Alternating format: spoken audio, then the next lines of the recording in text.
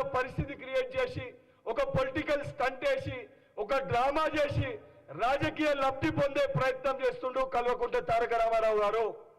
నిజంగా మీకు చిత్తశుద్ధి ఉంటే మీరు తప్పు చేయకపోతే విచారణకి మీరు హాజరై విచారణకి సహకరించాలని చెప్పి డిమాండ్ చేస్తున్నాను.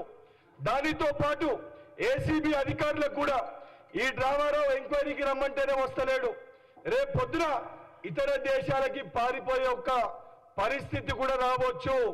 అందుకే ఈ డ్రామారావు పాస్పోర్ట్ ని కూడా సీజ్ చేయాలని చెప్పి ఏసీబీ అధికారులకి నేను కోరుతున్నాను.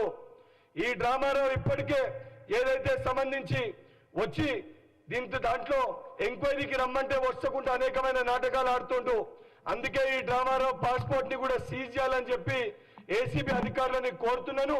బీఆర్ఎస్ పార్టీ నాయకులకు కూడా ఏదైతే సంబంధించి ప్రజలు మిమ్మల్ని వారి సమస్యల పైన కొట్లాడనీకి బీఆర్ఎస్ పార్టీలో కూడా ఎమ్మెల్యేని ఎన్నుకోవడం జరిగింది. అవన్నీ పక్కన పెట్టి కేసీఆర్ గారికో కేటీఆర్ గారికో కల్వకుంట్ల కవితకో హరీష్ రావు గారికో కేవలం ఆ కుటుంబం కోసం ఆ కుటుంబ సమస్యల కోసం ఆ కుటుంబం తెలంగాణ ప్రజల సొమ్ముని దోచుకుంటే ఆ కుటుంబానికి అండగా నిలబడతారా, లేకపోతే ఇది దొంగలని కటకటాల్లో నెట్టాల్సిన అవసరం ఉందా లేదా? మీరు కూడా బీఆర్ఎస్ పార్టీలో ఉన్న శాసనసభ్యులు ఒకసారి పునరాలోచించుకోవాలని చెప్పి వారిని కూడా కోరుతూ, ఏదైతే నిజంగా కేటీఆర్ నువ్వు తప్పు చేయకపోతే